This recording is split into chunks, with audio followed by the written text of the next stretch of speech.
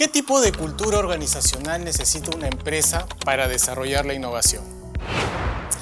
Esta pregunta la vamos a responder a través de un libro escrito por Andrés Oppenheimer que se llama Crear o Morir. En este libro y a través de una investigación consistente, Andrés Oppenheimer llega a la conclusión de que toda cultura debe tener al menos dos características para desarrollar la innovación. La primera, los innovadores florecen en culturas donde se idolatran a los innovadores. Es decir, a aquellas personas que son referentes dentro de una organización que tienen la mentalidad de innovación, son aquellas que inspiran a los colaboradores para ser ellos también personas innovadoras. Por lo tanto, el ejemplo del líder, el ejemplo que refleje e inspire el líder en sus colaboradores es fundamental. Y como lo vimos en el primer tema, la figura del líder se consolida como la más importante en este aspecto. La segunda característica, según Andrés Oppenheimer en su libro, nos dice que los innovadores florecen en culturas donde se tiene tolerancia al error. Necesitamos desarrollar la tolerancia al error en nuestra cultura organizacional. Fíjense, y esto no es nuevo. La historia nos dice de que, por ejemplo, los hermanos Wright, los pioneros de la aviación tripulada, se estrellaron 161 veces antes de desarrollar un prototipo que pueda volar o mantenerse en el aire. Henry Ford, el pionero de la construcción de automóviles, ¿por qué le llamó a su primer automóvil el modelo T? Porque empezó por el A, el B, el C, el D. Desarrolló 19 prototipos previos antes de llegar a un modelo que finalmente pudiera funcionar. Thomas Alva Edison, el creador del bombillo eléctrico, quien patentó el bombillo eléctrico en Estados Unidos. Nos dice la historia que desarrolló 1000 intentos previos antes de desarrollar o llegar a consolidar su invento final. El error es un elemento fundamental dentro de la cultura para poder desarrollar innovación. Por lo tanto, estas dos características son importantes consolidarlas dentro de una cultura organizacional que promueve el desarrollo de la innovación en las empresas. Para esto es importante tener en cuenta el tipo de pensamiento que se promueve dentro de las organizaciones. Lo tradicional es que se desarrolle un pensamiento más lógico, analítico, secuencial. Sin embargo, para poder desarrollar la innovación es importante darle paso también a un pensamiento más lateral, más creativo, donde el error sea parte del camino que nos lleva a encontrar algo que finalmente pueda funcionar. Hay dos elementos adicionales que también son fundamentales y que debemos pensar en incorporarlos a nuestras culturas organizacionales.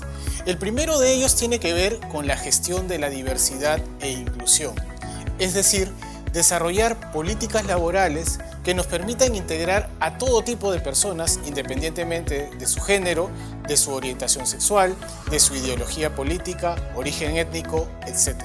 Investigaciones importantes, como por ejemplo la investigación desarrollada por la consultora McKinsey alrededor del mundo, nos dice que aquellas empresas que gestionan mejor sus políticas laborales, direccionándolas a favorecer la diversidad e inclusión, son 15% más rentables de aquellas empresas que no tienen políticas laborales a favor de la diversidad e inclusión. Sin embargo, lo que nos dicen también las estadísticas a través del Banco Interamericano de Desarrollo es que en Latinoamérica, y volvemos a lo mismo, esto tiene que ver con temas culturales, en Latinoamérica existen mucho menos mujeres en puestos de liderazgo en las organizaciones. Y evidentemente esto no se debe a una falta de capacidades, sino solamente a temas netamente culturales.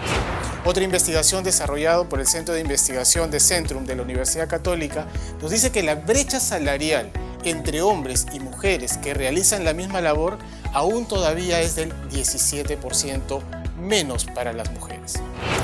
Otro elemento importante a mencionar en este punto es que en el año 2021 una ONG, la ONG Presente, desarrolló una investigación para identificar si las empresas peruanas, tanto públicas como privadas, habían desarrollado políticas laborales a favor de la diversidad e inclusión.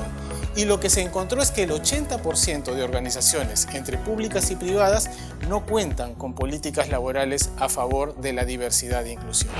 El punto aquí es la importancia que se le debe dar a las diferencias, aquellas diferencias que más que separarnos nos unen y enriquecen también la colaboración, el aporte que podamos desarrollar en equipos de trabajo. Por lo tanto, una de las características importantes de los equipos creativos, de los equipos innovadores en las organizaciones es la multidisciplinariedad y la apertura hacia lo diverso. El otro punto importante, la otra característica importante de una cultura innovadora es el tipo o la metodología que se sigue para la innovación. Antiguamente las empresas estaban muy centradas en ocultar aquello que consideraban podía ser una idea que pueda funcionar bien en el mercado. Y por lo tanto el proceso de innovación era un proceso de innovación cerrado, solamente construido a puertas cerradas a través de especialistas dentro de la organización, pensando en sus laboratorios, pensando en diversos comités, en qué es lo que podría funcionar para el mercado. Hoy en día esto es impensable. Las empresas más innovadoras son las que han cambiado ese enfoque de innovación y han desarrollado lo que se conoce como la innovación abierta. La innovación abierta es aquella que incorpora a los distintos stakeholders de la organización, es decir, a los distintos grupos de interés. Por ejemplo, fundadores, clientes, proveedores, entidades regulatorias, para poder incorporarlas en los procesos creativos para identificar qué se puede construir y que pueda funcionar en el mercado. Hoy en día, el filtro de la innovación es mucho más amplio para poder filtrar estas ideas, estos aportes que podemos recibir, no solamente de quienes están dentro de una organización, sino también de aquellos que están fuera de la organización y que tienen algún interés en que la organización se desarrolle. Por lo tanto, la innovación abierta, incorporando el punto de vista, las opiniones, los aportes de clientes, de proveedores, de entidades regulatorias, de socios en la organización, ayuda mucho a crear una organización más innovadora. Hay dos elementos más de los que te quisiera hablar y que tienen que ver directamente con la motivación. La motivación, que es un factor clave en la creatividad e innovación de las personas. El primero es la comunicación. En toda organización se comunica. Desarrollamos distintas maneras de comunicarnos, distintos canales de comunicación. Sin embargo, ¿qué podemos modificar? ¿Qué podemos mejorar en la comunicación organizacional? Fíjense, hay tres tipos de comunicación en toda organización. La comunicación descendente, que es aquella que proviene de toda la información que se necesita transmitir de los niveles jerárquicos más elevados de la organización hasta los niveles jerárquicos más básicos de la organización.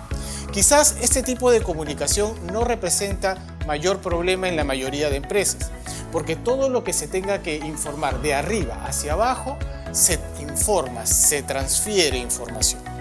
El otro tipo de comunicación es la comunicación horizontal, que se da normalmente en los procesos, en la definición de procesos, cuando hay que hacer alguna tarea, alguna actividad que incorpora a áreas en el mismo nivel, comunicación horizontal. Sin embargo, el tercer tipo de comunicación es quizás a la que menos atención se le presta en las empresas, pero es aquella que nos da mejores resultados. Es la comunicación ascendente. La comunicación, la información que se tiene que transmitir de los niveles más bajos de toda organización hacia los niveles más altos de toda organización. Aquí estamos hablando de un fenómeno conocido como el iceberg de la ignorancia. ¿Qué quiere decir el iceberg de la ignorancia? Que mientras más altos son los cargos que se ocupan dentro de la organización, es menor el conocimiento que se tiene de la problemática que afecta a la organización en general. En los niveles más bajos de la organización es donde normalmente se conoce la totalidad de problemas operativos, funcionales que afectan a una organización y donde las personas que están en contacto en el día a día con este tipo de problemas tienen algo que decir, tienen soluciones creativas que aportar, pero que normalmente no se le presta atención a esa información. Y la otra variable que tiene que ver con también la motivación es el reconocimiento. Probablemente en toda organización se reconoce el desenvolvimiento, la labor que realiza cada colaborador.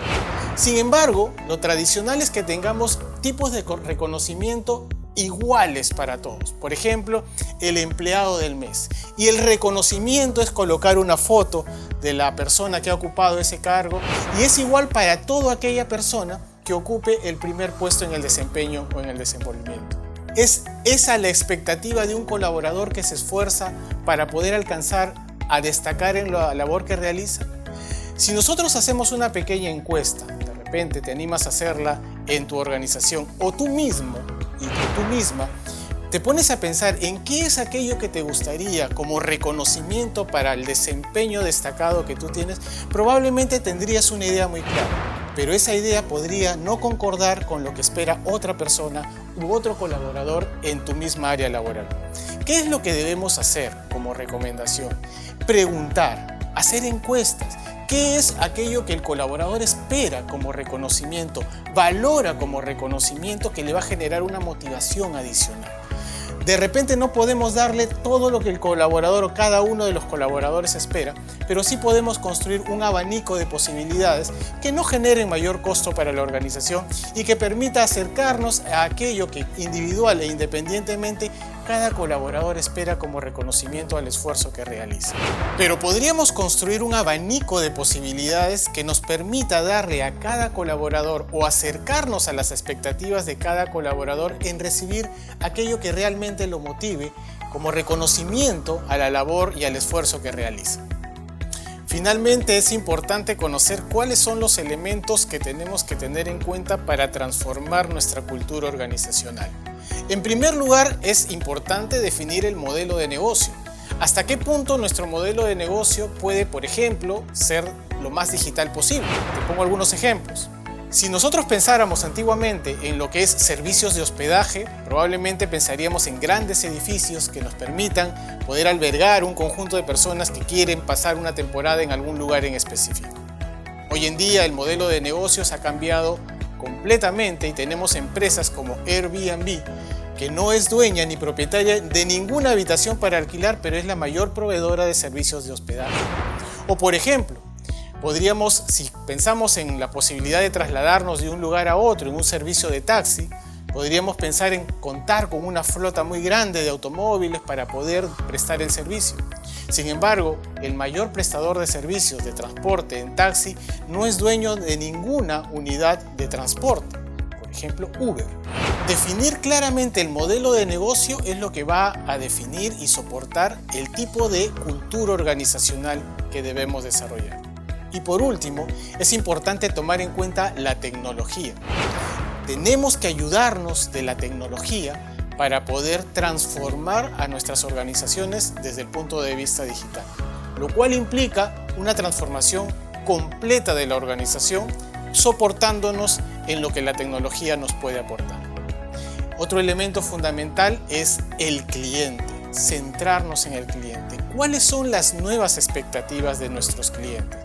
¿Qué esperan hoy en día los clientes de lo que nosotros les vamos a ofrecer? Definitivamente el perfil del cliente ha cambiado mucho con el tiempo y quizás la pandemia fue un elemento gatillador del cambio en la identidad del cliente. Hoy en día hablamos de un cliente con un perfil más digital. Por eso es que las organizaciones hoy en día dedican mucho tiempo, mucho esfuerzo y muchos recursos para definir, por ejemplo, su nivel de satisfacción, para definir, por ejemplo, y tener clara qué tipo de experiencia viven con nosotros. Es por esa razón que es importante fundamentarnos y centrarnos en lo que el cliente espera de nosotros. Muchas gracias por acompañarnos en este microlearning que trata sobre cultura organizacional. Te invito a poder acompañarnos en el siguiente microlearning donde vamos a hablar sobre creatividad.